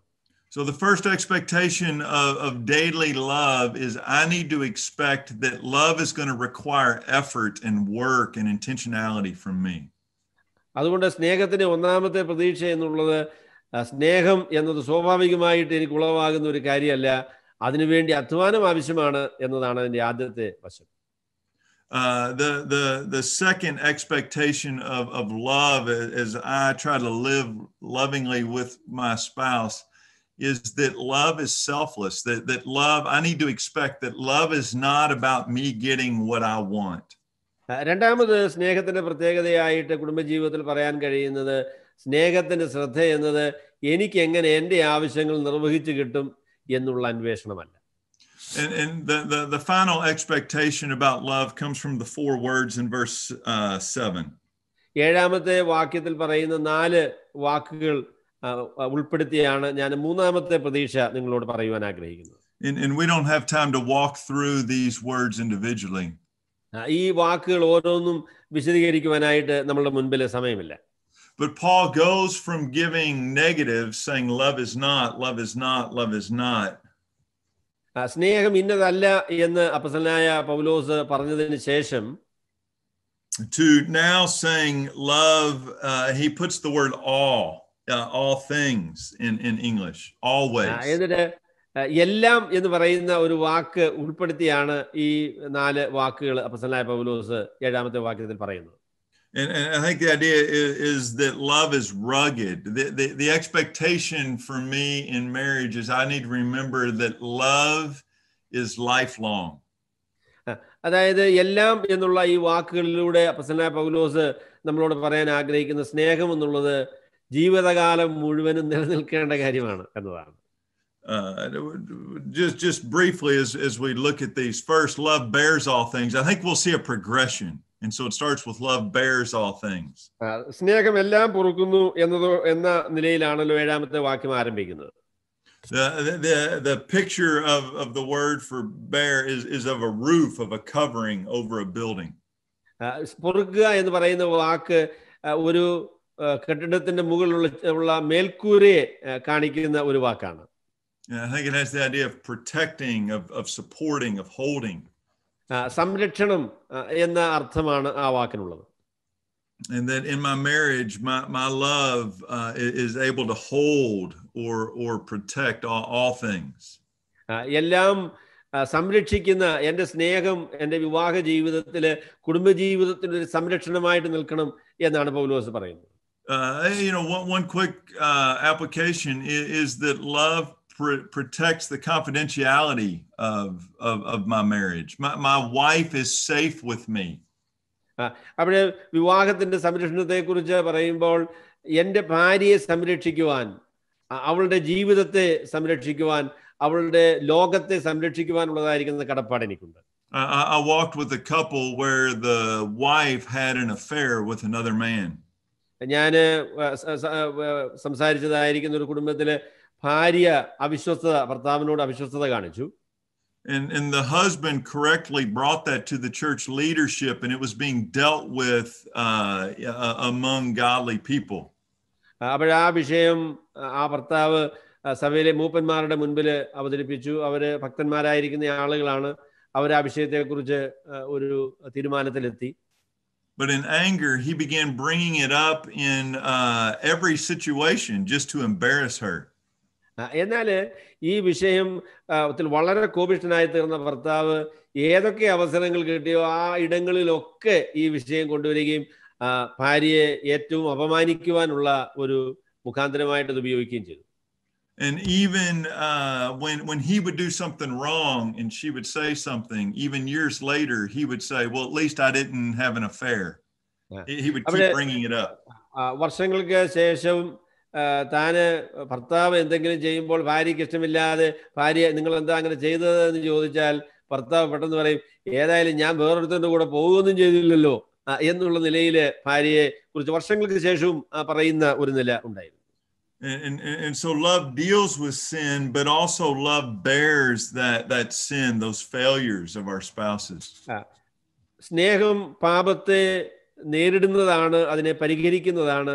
എന്നാൽ അതിൻ്റെ മേലൊരു കവറ്, അതിൻ്റെ മേലുള്ളതായിരിക്കുന്ന ഒരു കവറിങ് സ്നേഹം നിശ്ചയമായിട്ടും ഒരുക്കുന്നു എന്നാണ് പൗലോസ് പറയുന്നത്. So love bears all things, it believes all things. എല്ലാം വിശ്വസിക്കുന്നു. He's not saying here that love is naive. I think what he's saying is സ്നേഹം വെറും പൊട്ടനാണ് എന്നല്ല അതിന്റെ അർത്ഥം. I think what he's saying is that love assumes the best. It's generous in its evaluation of your spouse. അപ്പോൾ സ്നേഹം എല്ലാം വിശ്വസിക്കുന്നു എന്ന് പറഞ്ഞാൽ വിശ്വസിക്കാൻ കഴിയുന്ന കാര്യങ്ങളൊക്കെ വിശ്വസിക്കുവാനുള്ള വിശാലതയുണ്ട് എന്നാണ് അതിന്റെ അർത്ഥം. When love lacks evidence, love believes the best, I think is the idea. വിശ്വാസം എന്നുള്ളത് എല്ലാം വിശ്വസിക്കുന്നു എന്ന അപ്പോസ്തലനായ പൗലോസ് പറയുമ്പോൾ വിശ്വസിക്കാനായിട്ട് എന്തെങ്കിലും സാധ്യതയുണ്ട് എങ്കിൽ വിശ്വസിക്കാനായിട്ടുള്ള മനസ്സുണ്ട് എന്നാണ് അതിന്റെ അർത്ഥം.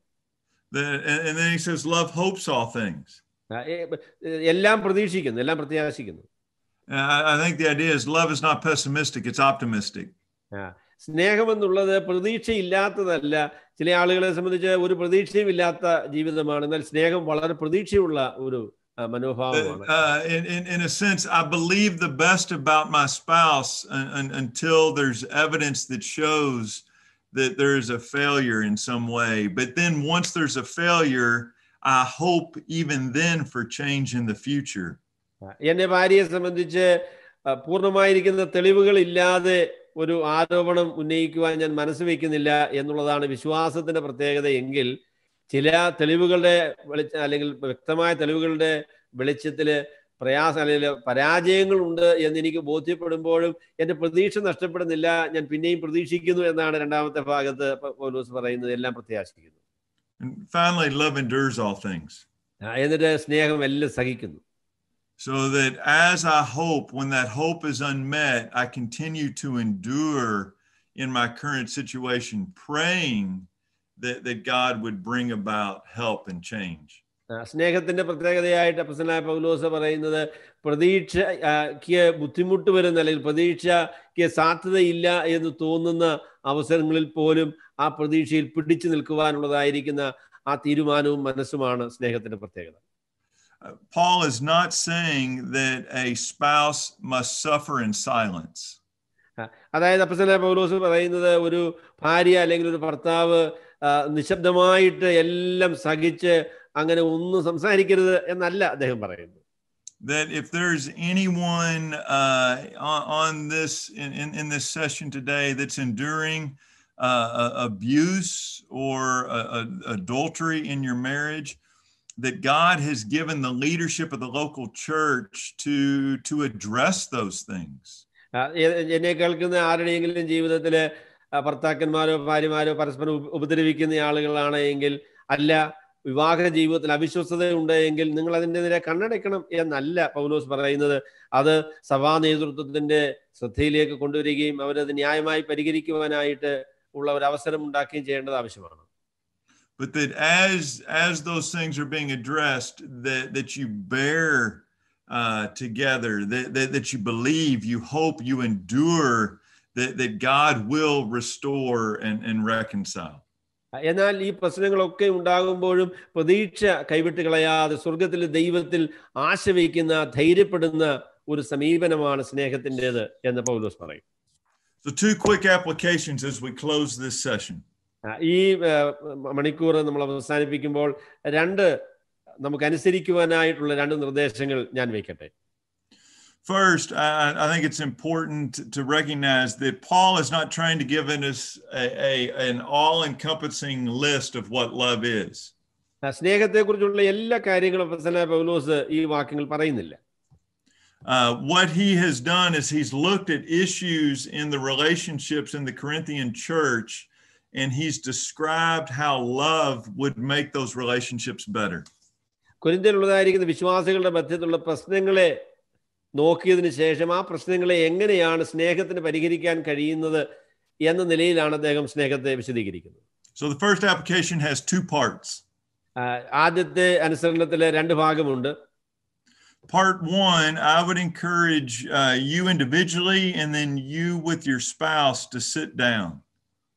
ഒന്നാമത് ഞാൻ പറയാൻ ആഗ്രഹിക്കുന്നത്, നിങ്ങൾ ദൈവസന്നിധിയിൽ നിങ്ങളുടെ മുട്ടുകളെ മടക്കണം. ഭാര്യ ഭർത്താക്കന്മാർ ഒരുമിച്ച് നിങ്ങൾ ദൈവസന്നിധിയിൽ നിങ്ങളുടെ മുട്ടുകളെ മടക്കണം എന്ന കാര്യമാണ്.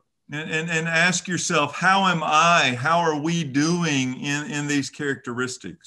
ദൈവത്തിന്റെ വചനത്തിലെ സ്നേഹത്തെക്കുറിച്ച് പറയുന്ന ഈ വിഷയങ്ങളിൽ എൻ്റെ ജീവിതത്തിൽ എങ്ങനെയുണ്ട്, നമ്മുടെ ജീവിതത്തിൽ എങ്ങനെയുണ്ട് എന്ന് നിങ്ങൾ പരസ്പരം സ്വയമായിട്ട് ചോദിക്കേണ്ടതാണ്. I would put my name in it. I would say, is Mike patient in my marriage with Carrie? Is Mike kind in my marriage with Carrie? And I would ask my wife Carrie that. അവിടെ ഈ വാക്യത്തിൽ അപ്പോസ്തലനായ പൗലോസ് പറയുന്നതായ പ്രസ്താവനകൾ നിങ്ങളുടെ പേര് അതിന്റെ മുൻപിൽ പറഞ്ഞ്, ബാബു ദീർഘമായി ക്ഷമിക്കുന്നു, ബാബു ദയ കാണിക്കുന്നു എന്ന് പറയുന്ന ഞാൻ പറയുന്നത് പോലെ നിങ്ങൾക്ക് ആ പ്രസ്താവന നിങ്ങളെക്കുറിച്ച് തന്നെ ഒന്ന് പറഞ്ഞു നോക്കാം. മാത്രമല്ല നിങ്ങളുടെ ഭാര്യയോട് നിങ്ങൾ ചോദിക്കണം, ബാബു ക്ഷമ കാണിക്കുന്നയാളാണോ എന്ന് ഭാര്യയോട് ചോദിക്കണം. അതിന്റെ ആവശ്യമുണ്ട്. So this is the list for the Corinthians. I would go through that, but then I would ask a second question. രണ്ടാമത്തെ ചോദ്യം, would Paul have other descriptors of love for my relationship with my wife? എൻ്റെ ഭാര്യയുമായുള്ള എൻ്റെ ബന്ധത്തെ വിശദീകരിക്കാനായിട്ട് പൗലോസിന് ഇനി വേറെ എന്തെങ്കിലും കാര്യങ്ങൾ പറയാനുണ്ടോ എന്ന് ചോദിക്കുന്നത് നല്ലതാണ്. Peter says in 1 Peter that we should live with our wives in an understanding way. അപ്പോസ്തലനായ പത്രോസിന്റെ ലേഖനം 3-ാമത്തെ അധ്യായത്തിൽ പറയുന്നത് ഭർത്താക്കന്മാര് സുബോധത്തോടുകൂടെ ഭാര്യമാരോട് വസിക്കണം എന്നാണ്. When I think of my relationship with my wife grew up in a very poor family. എൻ്റെ ഭാര്യയോടുള്ള ബന്ധത്തെക്കുറിച്ച് ഞാൻ ചിന്തിക്കുമ്പോൾ എൻ്റെ ഭാര്യ ഒരു ദരിദ്രമായ കുടുംബത്തിലാണ് ജനിച്ചു വളർന്നത്. And so she would often fear, will our family, when she was a little girl, she would fear, will we have food? Will we have water? Will we have those things? താൻ വളർന്നു വരുന്ന സാഹചര്യത്തിൽ താന് ആഹാരം ഉണ്ടാകുമോ എന്നൊക്കെ പലപ്പോഴും ഭയപ്പെട്ടിട്ടുള്ള ഒരാളാണ്. And so even now finances are very stressful for her. അതുകൊണ്ട് ഇന്നും സാഹചര്യങ്ങൾ വളരെ മെച്ചമായി എങ്കിലും കാര്യങ്ങളെ സംബന്ധിച്ച്, സമ്പത്തിനെ സംബന്ധിച്ച്, ദാരിദ്ര്യത്തെ സംബന്ധിച്ചുള്ളതായിരിക്കും ഒരു പ്രത്യേക ഭാരം തന്റെ ഹൃദയത്തിലുണ്ട്. And so if I were going to look at a list of love for me towards my wife, I would add that category. അവിടെ സ്നേഹത്തെക്കുറിച്ചുള്ളതായിരിക്കുന്ന അപ്പോസ്തലനായ പൗലോസിന്റെ പ്രസ്താവനയിൽ എൻ്റെ ഭാര്യയ്ക്കുള്ള ഈ പ്രത്യേകമായ ആകാംക്ഷ ഞാനൊരു വിഷയമായിട്ട് അതിൽ ഉൾപ്പെടുത്തും. Am I loving my wife by protecting her from the financial pressures of the world, or am I adding stress to her? അവിടെ എൻ്റെ ഇടപാടുകളിൽ നിന്നും എൻ്റെ പ്രവർത്തനങ്ങളിൽ നിന്നും എൻ്റെ ഭാര്യയ്ക്ക് തൻ്റെ ജീവിതത്തിലുള്ള ഈ ആകാംക്ഷ വർദ്ധിക്കുന്ന നിലയിലാണോ ഞാൻ പ്രവർത്തിക്കുന്നത് എന്നത് എൻ്റെ പരിഗണനയിലുള്ള ഒരു വിഷയമാണ്. And as I try to love my wife intentionally and selflessly and ever and eternally, that would be on my list. And so I would ask, what added categories would you have on your list with your spouse? അപ്പൊ അതുകൊണ്ട് സ്നേഹത്തെക്കുറിച്ചുള്ളതായിരിക്കുന്ന വിശദീകരണത്തിൽ അപ്പോസ്തലനായ പൗലോസ് ഉൾപ്പെടുത്താത്ത കാര്യങ്ങളും ഈ വിഷയത്തിൽ നമ്മൾ ഉൾപ്പെടുത്തണം. ഞാൻ എൻ്റെ ഭാര്യയുടെ സമ്പത്തിനെ സംബന്ധിച്ചുള്ളതായിരിക്കുന്ന ആകാംക്ഷയെക്കുറിച്ച് പറഞ്ഞല്ലോ, അതുപോലെ പല വിഷയങ്ങളും നിങ്ങളുടെ കുടുംബജീവിതത്തിലും പ്രശ്നമായിട്ടുണ്ട് എന്ന് ഞാൻ വിചാരിക്കുന്നു. So that's your first area of homework. That's your first application. ഒന്നാമത്തെ അനുസരണത്തിന്റെ മേഖലയായിട്ട് ഞാനതാണ് നിങ്ങളോട് പറയുന്നത്. And the second is more of just a devotional thought for all of us. നമുക്ക് എല്ലാവർക്കും ബാധകമായ ഒരു പ്രസ്താവനയാണ് രണ്ടാമത് പറയാൻ ആഗ്രഹിക്കുന്നത്. As we speak about what is the expectation of love on a daily basis in our marriages, knowing that we are imperfect. നമ്മൾ സ്നേഹത്തിന്റെ പ്രതീക്ഷയെക്കുറിച്ച് നമ്മൾ പറയുമ്പോൾ നമ്മൾ പാപികളാണ്, അപൂർണരായിരിക്കുന്ന ആളുകളാണ് എന്ന് നമ്മളുടെ ആ ബോധ്യം നമ്മുടെ ഹൃദയത്തിൽ നിലനിൽക്കേണ്ടതാണ്. I think it's a good devotional exercise to go through and recognize that God perfectly fulfills all these aspects of love. ഈ സ്നേഹത്തിന്റെ ഈ പറഞ്ഞതായ നിലയിലുള്ള എല്ലാ വിശദാംശങ്ങളും കർത്താവായ യേശുക്രിസ്തു ദൈവം നമ്മളോടുള്ള ഇടപാടിൽ 100% പൂർത്തീകരിക്കുന്നുണ്ട്. If I substitute my name, Mike is patient, I have to say not very often. But if I substitute God is patient, I say he is perfectly patient. ഞാൻ എൻ്റെ വാക്കുകൾ അല്ലെങ്കിൽ എൻ്റെ പേര് ഉപയോഗിച്ച് ഈ വാക്കുകൾ പറയണമെന്ന് ഞാൻ പറഞ്ഞല്ലോ. മൈക്ക് ദീർഘമായി ക്ഷമിക്കുന്നു എന്ന് പറയുന്നതിനോട് ചേർത്ത് എല്ലായ്പ്പോഴും അങ്ങനെ ചെയ്യുന്നില്ല എന്നും കൂടെ ചേർക്കേണ്ടി വരും. എന്നാൽ ദൈവത്തിൻ്റെ പേര്, കർത്താവായ യേശുക്രിസ്തുവിൻ്റെ പേരാണ് ഞാൻ അവിടെ പറയുന്നതെങ്കിൽ കർത്താവ് എന്നോട് ക്ഷമിക്കുന്നു, ദീർഘമായി ക്ഷമിക്കുന്നു എന്ന് പറയുമ്പോൾ 100% അത് പൂർത്തീകരിക്കപ്പെട്ട ഒരു പ്രസ്താവനയാണ്. 2 Peter 3:9, God is not slow according to his promise, as some regard slowness. He's patient towards you, wanting no one to perish. 2 പത്രോസിന്റെ 3-ാമത്തെ അധ്യായത്തിൽ പറയുന്നുണ്ടല്ലോ, ദൈവം ദീർഘമായി ക്ഷമിക്കുന്നവനാണ്, ദൈവം തൻ്റെ വാഗ്ദത്തങ്ങൾ നിവർത്തിക്കുവാനായിട്ട് വൈകുന്നു എന്ന് വിചാരിക്കുന്നു എങ്കിൽ അത് ശരിയല്ല. ദൈവം നമ്മളോട് ദീർഘക്ഷമ കാണിക്കത്രേ ചെയ്യുന്നത്. God is kind, Romans 2:4. റോമാലയം 2-ാമത്തെ അധ്യായത്തിൽ 4-ാം വാക്യത്തിൽ ദൈവം കരുണയുള്ളവനാണ് എന്ന് നമ്മൾ വായിക്കുന്നു. Do you not know that God's kindness leads you to repentance? മാനസാന്തരത്തിലേക്ക് നയിക്കുന്ന ദൈവത്തിന്റെ കരുണയെക്കുറിച്ച് പൗലോസ് അവിടെ പറയുന്നുണ്ട്. And so as we talk through this list, I think it's important for us to remember that I can strive to love my wife this way because God has already loved me this way. അപ്പോൾ എൻ്റെ ഭാര്യയെ സ്നേഹിക്കാനായിട്ട്, ഈ നിലയിൽ സ്നേഹിക്കാനുള്ള യാത്രയിൽ എനിക്ക് വളരാനായിട്ട് കഴിയും. കാരണം ഈ നിലയിൽ പൂർണ്ണമായിട്ടും എൻ്റെ കർത്താവ് എന്നെ സ്നേഹിക്കുന്നു എന്നതാണ് അതിൻ്റെ കാരണം. Intentionally, sacrificially, and eternally. ദൈവം തീരുമാനപരമായിട്ട്, അതുപോലെ തന്നെ ത്യാഗപരമായിട്ട്, അതുപോലെ നിത്യമായിട്ട് ദൈവം നമ്മളെ സ്നേഹിക്കുന്നു. So will you pray with me? അതുകൊണ്ട് നമുക്ക് പ്രാർത്ഥിക്കാം. Father, we thank you that you have loved us intentionally, sacrificially, and eternally through Jesus. കർത്താവായ യേശുക്രിസ്തുവിൽ കൂടെ ഞങ്ങളെ നിത്യമായി ത്യാഗപൂർണമായി സ്നേഹിക്കുന്ന ഞങ്ങളുടെ വാഴ്ത്തപ്പെട്ട പിതാവേ, and God, I pray that you would give me and each of us a desire to love our spouse that way. ഞങ്ങളുടെ സ്നേഹമുള്ള പിതാവേ, അവിടുന്ന് ഞങ്ങളെ സ്നേഹിച്ച ഈ സ്നേഹം ഞങ്ങളുടെ കുടുംബജീവിതത്തിൽ, ഭാര്യാഭർത്താക്കന്മാരുടെ ബന്ധത്തിൽ ഞങ്ങൾക്ക് അനുഭവിക്കുവാൻ, അത് പ്രകടിപ്പിക്കുവാൻ ഞങ്ങളെ സഹായിക്കണം എന്ന് ഞങ്ങൾ പ്രാർത്ഥിക്കുന്നു. And even tonight, might we have conversations that your Spirit would guide us in how we can do that better as a couple. കർത്താവെ, ഞങ്ങൾക്ക് ഇന്ന് വൈകുന്നേരത്ത് ഞങ്ങൾ ഭാര്യാഭർത്താക്കന്മാർ ഒരുമിച്ച് സംസാരിക്കുമ്പോൾ കർത്താവ് പറഞ്ഞ ഈ സ്നേഹത്തിൻ്റെ ആ ഒരു മനോഭാവവും അന്തരീക്ഷവും ഞങ്ങളുടെ കുടുംബജീവിതത്തിൽ അവിടുന്ന് തരണം എന്ന് ഞങ്ങൾ പ്രാർത്ഥിക്കുന്നു. കർത്താവായ യേശുക്രിസ്തുവിന്റെ വിലയേറിയ നാമത്തിൽ പ്രാർത്ഥിക്കുന്നു. കേൾക്കണം സ്വർഗ്ഗസ്ഥ പിതാവേ.